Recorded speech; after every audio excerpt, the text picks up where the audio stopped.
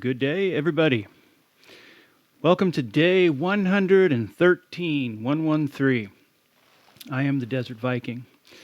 And today, I wanted to visit the spiritual pillar, and I want to discuss why I chose Freemasonry, why I'm dedicating a good chunk of my life to Freemasonry.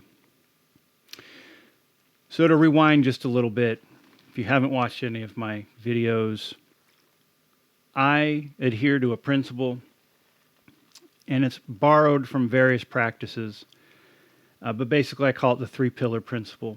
And there's two ways you can look at this.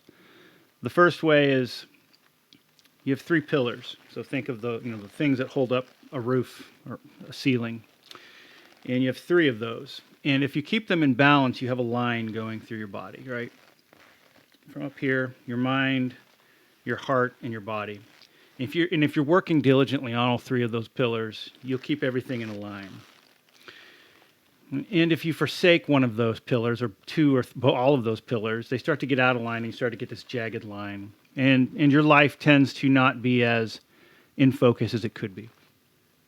Another way I like to look at this is just through a triangle, an equilateral triangle where all sides are equal and all angles are at 60 degrees, three sides. And if you can attain a 60-degree angle at all three sides, you've attained a balance with, again, the physical pillar, the mental pillar or the intellectual pillar, and the spiritual pillar or your heart. So those are the three tenets that I follow, and I have followed for many, many years.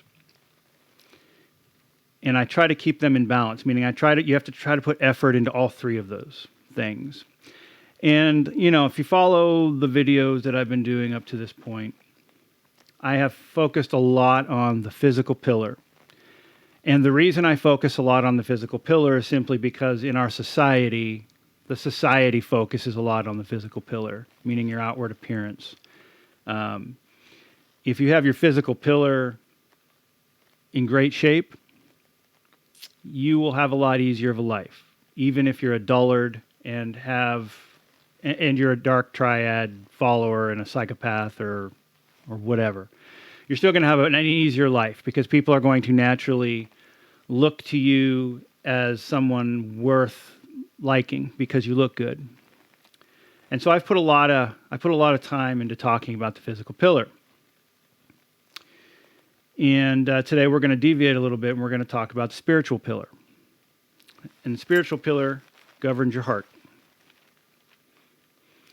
So to start this off, and the whole topic of this is why I chose Freemasonry. Why am I getting into Freemasonry? But let's look at where my deficiencies were in my spiritual pillar. Because part of this journey that I've been on is to identify where owning my stuff and where can I do better. Obviously in the physical pillar, I was fat, I was overweight. Intellectual pillar, I need to finish some degrees so that I can continue being able to support myself. Okay, we've talked about those. Spiritual pillar, there's some deficiencies in there that I've identified that I need to fix. And the most egregious one was cowardice. Now, courage is housed in the spiritual pillar. Now, where did I display cowardice? Way back, I talked about red flags, and I talked about how the woman who left, who broke our engagement, broke her word, broke our engagement, had violated one of my boundaries. So what happened was she wanted to go see an ex who was in town, an ex-boyfriend who came to town, and I didn't like that. I don't think that's reasonable. I don't think that that's appropriate. And she basically said she was going to do it anyway. And I'm not a jailer. I'm not going to stop someone from, you're a free person. You can do what you want.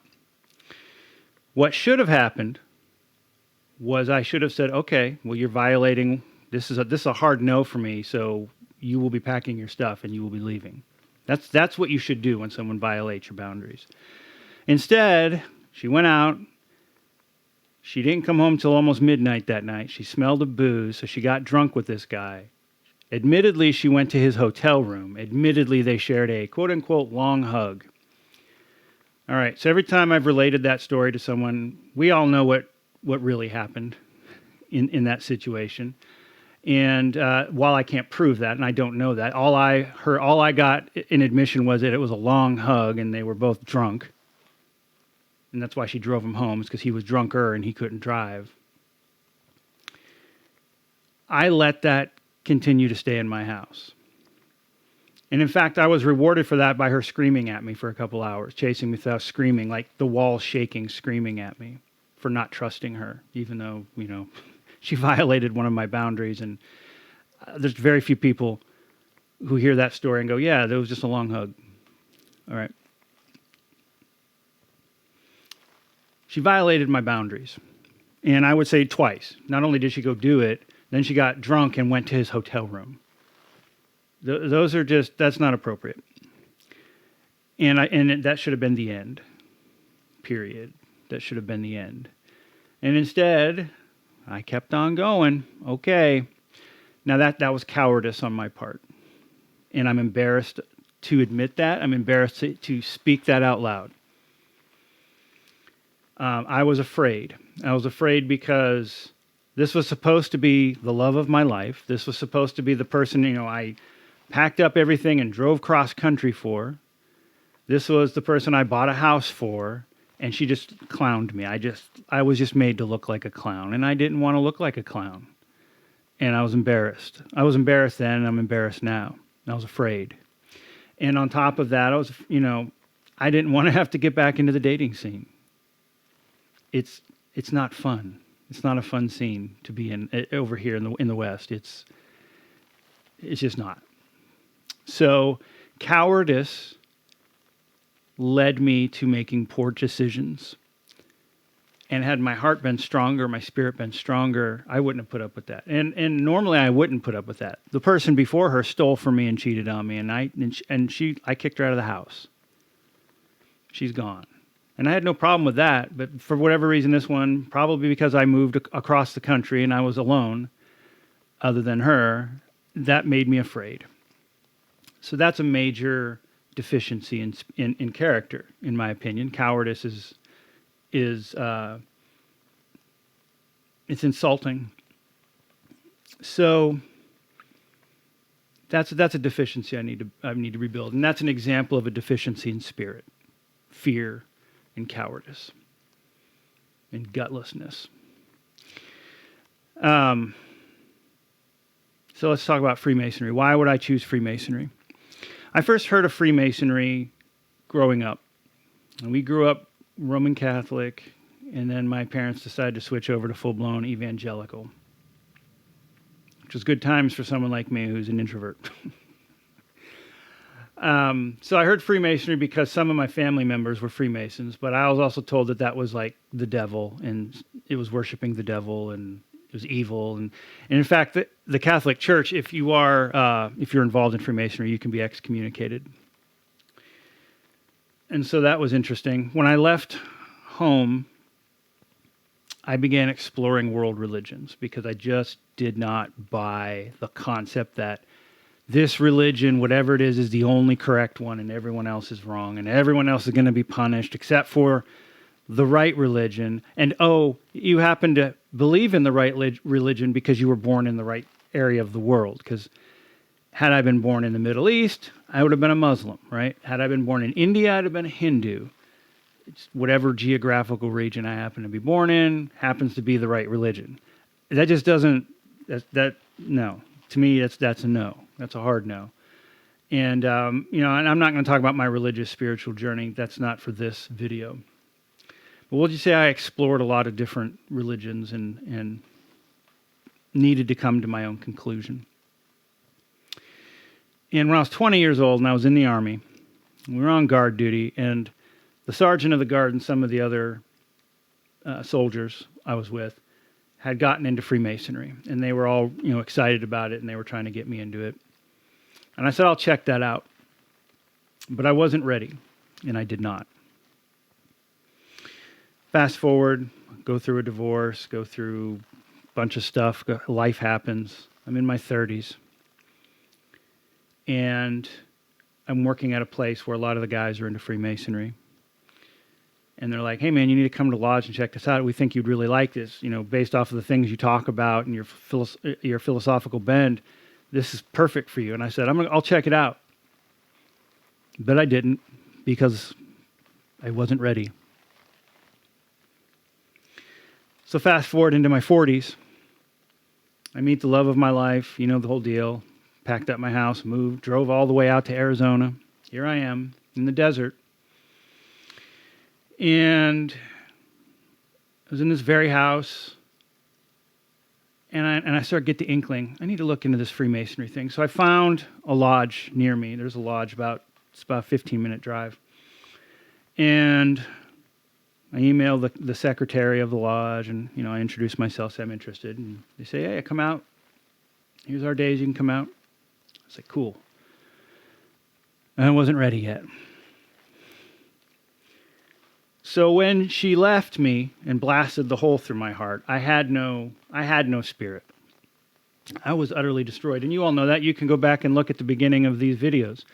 That's a shell of a person. That is a person who is totally wrecked. And about 6 months into that, not 6 months, I wish 6 months, 6 weeks into that, as I lay in a ball on the floor, and I had lost my job, I heard this little voice, and it said, it's time to rebuild. And I'm like, rebuild, okay. Well, we know the first thing I started to do was I started getting into the gym again. I hired the fitness trainer, and I was like, I'm never going to let someone use my body as an excuse to tell me why I'm not a good man. And I've been in there, and that I showed pictures. I'm in a training regimen, and I'm working on that. Cool. I'm rebuilding. And that voice kept saying, no, you need to rebuild. Okay? So I signed up for classes. I'm in college now. I'm going to finish my degree. I'm rebuilding, make myself even better. And the voice was like, dude, you need to rebuild. So that's where Freemasonry comes in. If you look at what Freemasonry is, it is a fraternity that has extended for hundreds of years, maybe even longer. There's debate on all that. But it originates from the stonemasons of the Middle Ages. And what did they do? They built cathedrals. They built castles. They built shops. They were builders. That's what they did. So I took myself down to the Freemasonry Lodge for the first time, introduced myself, and that's how it started. Because I need to rebuild. When we say rebuild, it's not just your body, it's not just your mind, but you got to rebuild your heart from all this. So there's a lot of misconceptions on what Freemasonry is. We understand Freemasonry as based off of movies and TV, so we know about like National Treasure and the Da Vinci Code and all of the secret society stuff, and that's what a lot of people base their knowledge of Freemasonry on. Growing up, again, I was told that Freemasonry was worshiping Satan, and it was all devil worship stuff. And this is what the Catholic Church believes. And none of that is even remotely true. Number one, for a secret society, they're doing a really horrible job because they have buildings everywhere with their insignia all over it. So they're not doing a very good job hiding. The secrets that they talk about aren't these nefarious Illuminati secrets. They are things that you tap into to make yourself a better person. They're philosophical, metaphorical, for the most part. That's what they are. Now, to be a Mason, as far as I can tell, and again, I'm not even an initiate, I'm a petitioner, but this is the things that we discuss. You have to be, number one, you have to believe in a higher power or a creator. Okay? They don't ask you what religion you are. It's not a religious organization at all. And a Freemason Lodge can have any number of people of religious bends in it. You can have Christians with Muslims, with Hindus, with Buddhists. And there are lodges that have that. They don't care about what your religious bend is.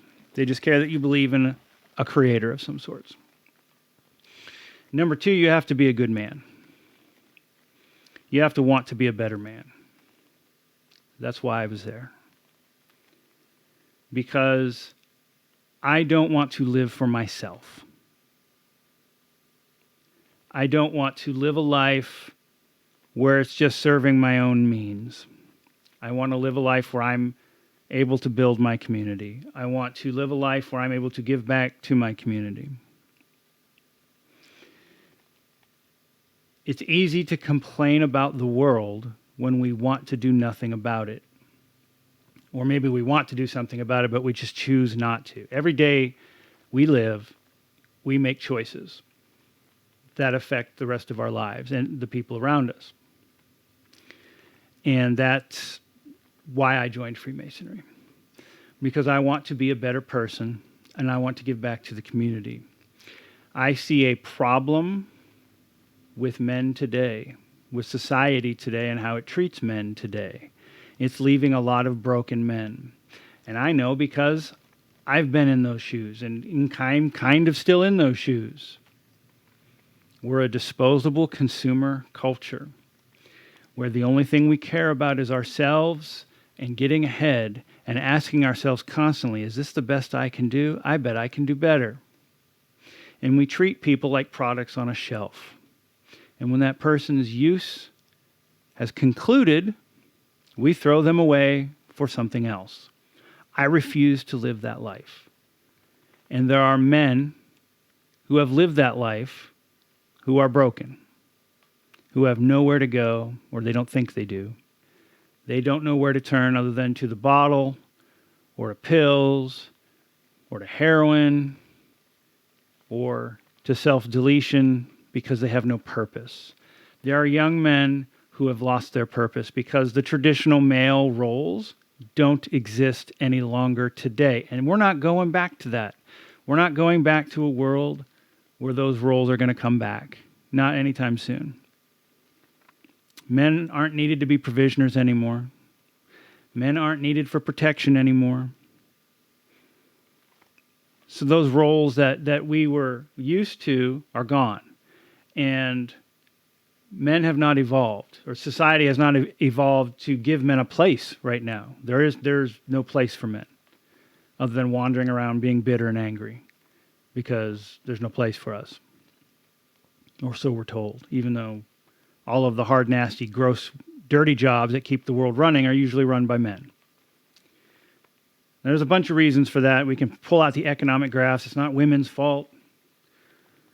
It is the culture in this society. It is the fact that we were sold off down the river decades ago, and we are reaping that today.